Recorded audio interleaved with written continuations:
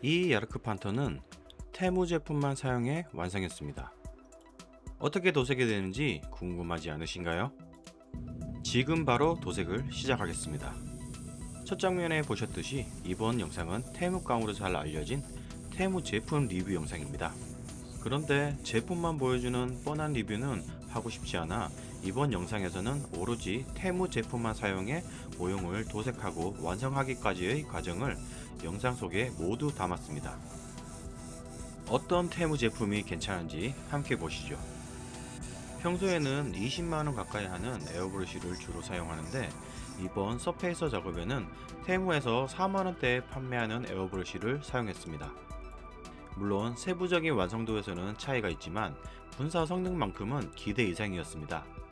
솔직히 이 가격에 이런 성능이 나온다는 게 정말 놀라웠습니다. 내부가 궁금해서 한번 열어봤는데 웬걸 요즘 고급 에어브러쉬에나 들어가는 대형 노즐이 기본으로 들어가 있네요. 보통 이 가격대의 제품들은 아래쪽에 보이는 작은 노즐을 많이 사용하는데 고가의 제품에나 들어가는 대형 노즐이 기본으로 들어가 있다는 게 정말 놀랐습니다. 에어브러쉬 성능도 괜찮았는데 구성까지 고급스러우니 호감도가 더더욱 상승하네요. 처음에는 이 에어브러쉬로 서페이서까지만 사용하려고 했는데 생각보다 성능이 괜찮아서 기본 도색도 한번 해봤습니다. 오, 결과는 완전 퍼펙트합니다. 혹시나 해서 라인 테스트를 해봤는데요. 와, 이게 됩니다. 좋습니다. 그럼 위장무늬도 이걸로 한번 그려보겠습니다. 설명란에 있는 테무 링크를 사용하면 39만원 상당의 테무 쿠폰을 받을 수 있고 오늘 영상에 나온 아이템들은 제 전용 코드를 테무 검색창에 검색하면 최대 90% 할인으로 구매할 수 있습니다. 테무산 에어브러쉬로 실제 위장무늬를 그려보니 넓은 면적의 위장무늬를 도색하기에는 성능이 충분했습니다.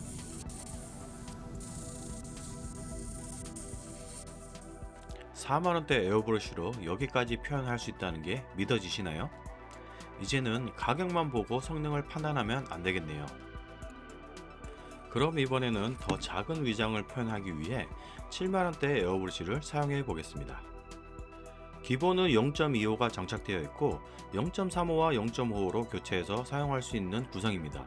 카플러도 기본 포함되어 있는데 저처럼 에어브러쉬를 여러 개 사용하는 사람에게는 매우 유용한 구성품입니다.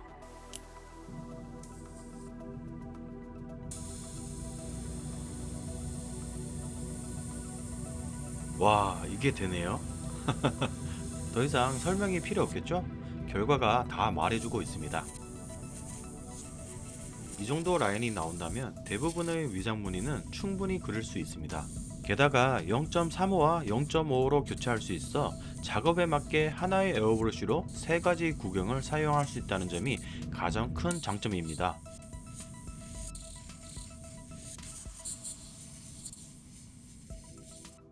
지금 보시는 야르크 판터는 테무에서 판매하는 에어브러쉬만 사용해 기본 도색과 위장무늬까지 작업한 결과물입니다. 이 정도의 에어브러쉬 성능이면 매우 만족스럽지 않나요? 초보자분들이 부담없이 사용하기에는 충분히 만족스러운 제품인 것 같습니다. 많은 분들에게 익숙한 드라이 브러싱용 붓입니다. 분모는 상당히 부드럽습니다. 거기에 덤으로 세필붓도 들어있네요. 이 붓을 이용해 도트 필터링을 해보겠습니다. 방금 소개한 드라이 브러싱용 붓을 이용해 블렌딩 하듯이 쓸어내려 줍니다. 드라이 브러싱용 붓이지만 블렌딩에도 아주 유용하게 사용할 수 있습니다. 평붓으로 블렌딩 했을 때보다 더 확실하게 블렌딩이 되는 것 같습니다. 도트 필터링을 통해 새것 같던 색상이 바랜 듯한 느낌으로 바뀌었습니다. 2차 대전 탱크는 뭔가 오래된 느낌이 나야 제맛이지요. 드라이 브러싱용 붓이니 드라이 브러싱도 잘 되겠죠? 궤도의 금속 느낌을 살리기에도 아주 제격입니다. 묵직한 금속의 느낌을 제대로 살려주네요. 이제 아크릴 도료로 세부 도색을 시작할 건데요. 그 전에 아크릴 붓도색을 할 때 유용한 아이템 몇 가지를 먼저 소개해 드리겠습니다. 붓도색을 하고 나면 팔레트 청소가 너무 힘들었습니다. 테무에서 일회용 팔레트가 보이길래 이거다 하면서 바로 같이 주문했습니다. 사이즈가 좀 아쉽긴 한데 이거라도 좋습니다. 크기가 작다 보니 사용하다 보면 자꾸 움직이더라고요. 그래서 간단하게 튜닝 좀 해줬습니다. 팔레트 바닥에 순접을 바르고 묵직한 판 위에 붙여줬습니다. 이렇게 고정대를 하나 만들어 두면 팔레트만 교체해서 편하게 사용하면 됩니다. 다 쓴 팔레트는 청소할 필요 없이 쓰레기통에 바로 버려주면 끝입니다. 이번엔 붓을 항상 깨끗하게 사용할 수 있는 붓 세척용 물통입니다. 아크릴 도료로 붓 도색을 하다 보면 붓을 자주 세척하게 되는데 일반 물통은 몇 번만 사용해도 꾸정물이 돼서 새물로 자주 갈아줘야 하는 불편함이 있었는데요. 이건 항상 깨끗한 물로 붓을 세척할 수 있어 아주 잘 사용하고 있는 녀석입니다. 붓도색을 하는데 붓이 빠지면 안되겠죠?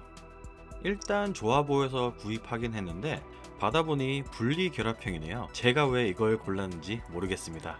그래도 분모 상태는 상당히 좋아 보여서 기대가 됩니다. 설명은 이쯤 하고 바로 붓도색을 시작해 보도록 하겠습니다. 붓도색을 할 때 붓끝은 경계선을 칠할 때 사용하고 넓은 면을 덮을 때에는 붓의 옆면을 이용해 쓸어주듯 칠하는 것이 포인트입니다. 저는 붓만큼은 정말 좋은 제품을 고집하는 편인데요.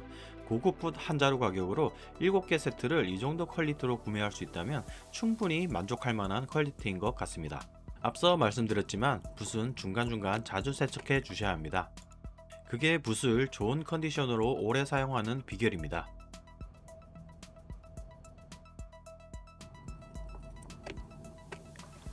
자, 이렇게 세부 도색까지 마무리하였습니다. 유용한 도색 아이템들을 함께 사용해서인지 작업 내내 정말 편하게 도색할 수 있었던 것 같습니다. 또 하나의 테무에서 구입한 에어브러쉬를 소개합니다. 앞에서 소개한 7만원대 에어브러쉬와 외형은 거의 동일하지만 이건 0.35 전용으로 판매하는 3만원대 에어브러쉬입니다. 클리어 코팅용으로 사용하면 좋을 것 같아 구입을 했네요. 기본 도색과 클리어 코팅을 하나의 에어브러쉬로 사용하게 되면 청소에 신경을 많이 써야 하는데 클리어 코팅 전용으로 하나 있으면 좋을 것 같아 구입을 했습니다. 예상대로 클리어 코팅 전용 에어브러쉬가 있으니 너무 편하네요. 앞서 소개해드린 세필붓이 어디까지 성능을 낼 수 있는지 한번 테스트해 보겠습니다. 세부 치핑을 제대로 하려면 붓끝이 매우 중요한데요. 제가 선택한 테무산 세필붓이 이걸 또 해냅니다. 붓끝이 잘 살아있어 아주 작은 치핑도 무리 없이 표현해줍니다.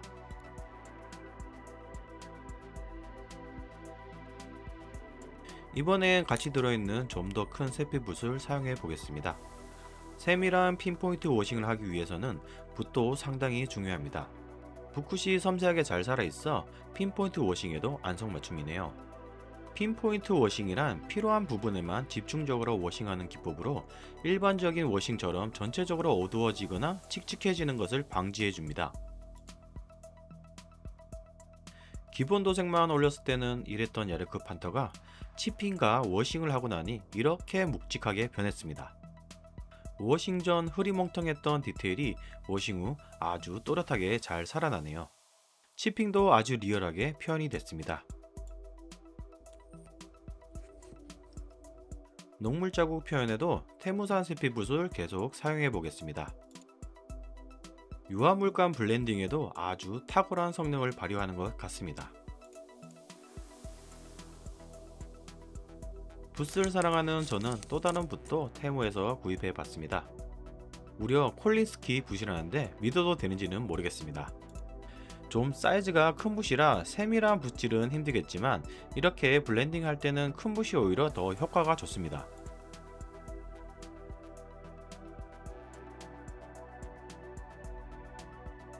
웨더링에서 붓은 처음 시작부터 끝날 때까지 사용할 만큼 중요한 도구입니다.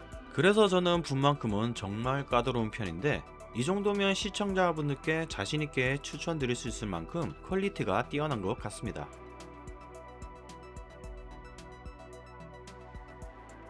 100% 콜린스키 털인지는 장담할 수 없지만 붓끝이 매우 잘 모이고 도료를 머금는 양이 많아 제품 자체의 퀄리티는 나쁘지 않아 보입니다. 부스의 탄력도 좋아 이렇게 넓은 면을 칠할 때에도 아주 좋은 성능을 발휘하는 것 같습니다.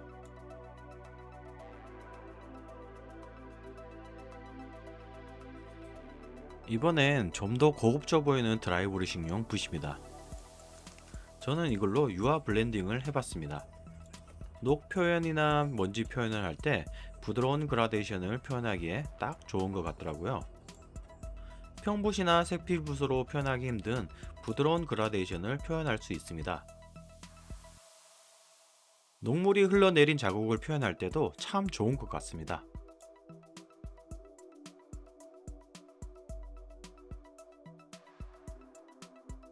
자, 이렇게 열심히 만져주다 보면 어느새 이렇게 멋진 야르크 판터가 완성이 되었습니다. 이번 도색 작업은 도료를 제외한 모든 도색 용품을 테무 제품들만 사용해서 진행해 봤습니다. 저는 이번 영상에서 단순히 제품 리뷰만 하는 것이 아니라 테무 제품만으로 이 정도 퀄리티의 도색을 할 수 있다는 것을 보여드리고 싶었습니다. 처음에는 이게 제대로 될까 하는 의구심으로 시작했는데 하나씩 직접 사용해 보면서 그런 걱정은 싹 사라졌습니다. 물론 제품의 성능이 완벽한 건 아니지만 초보자가 가성비 좋게 사용하기에는 충분한 성능이란 것은 확실한 것 같습니다. 저도 이번에 사용한 테무 제품들은 앞으로도 제 도색 작업에 계속 사용하게 될 것 같습니다. 자, 이렇게 테무 제품만으로 야르크 판터 도색하기는 모두 마무리되었습니다. 그런데 아직 소개하지 못한 모형 관련 테무 제품들이 조금 남아 있는데요. 도색용품이 아니다 보니 작업 과정에 자연스럽게 넣기 어려워서 마지막에 따로 준비해 봤습니다. 지금부터 하나씩 살펴보도록 하겠습니다. 저도 이제 확대경 없이는 디테일한 작업이 쉽지 않아서 테무에서 확대경도 하나 주문해 봤습니다. 함께 제공되는 렌즈는 총 5개로 1배율부터 3.5배율까지 작업에 맞게 교체해서 사용할 수 있습니다. 제가 확대경에서 가장 중요하게 생각하는 부분은 바로 렌즈의 품질인데요. 직접 사용해보니 어지럽거나 왜곡되는 느낌이 거의 없고 물체에 선명하게 확대해서 볼 수 있어서 아주 만족스러웠습니다. 렌즈 마운트는 2개의 관절로 되어 있어 각도 조절이 자유롭습니다.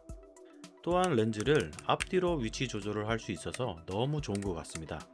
기존에 사용하던 확대경은 렌즈가 커서 맨눈으로 물체를 보려면 렌즈를 올려야 했는데 이 제품은 렌즈가 적당한 크기라 곁눈질만으로도 작업물을 확인할 수 있어 너무 좋았습니다. 코받침도 각자에 맞게 조절할 수 있어 좋네요. 기본은 안경형으로 사용하지만 안경다리를 분리하고 밴드로 교체하면 헤드밴드형으로 사용할 수 있습니다. 근데 저는 헤드밴드식은 머리카락에 눌려서 별로더라고요. 야르크 판터를 도색하면서 일주일 정도 사용해봤는데 제 스타일에 딱 맞는 확대경이라 너무 편하게 잘 사용했습니다. 다음으로 소개할 테무 제품은 에어브러쉬 클리닝 포트입니다. 에어브러쉬를 사용하는 분이라면 하나쯤은 꼭 가지고 있으면 좋은 제품이지요. 에어브러쉬 컵 내부를 세척할 때 신너를 그냥 공기 중에 분사하면 이렇게 부스 필터가 금방 막히게 됩니다. 이럴 때 에어브러쉬 클리닝 포트를 사용하면 대부분의 신너와 도료 분진을 용기 안에 모아둘 수 있습니다.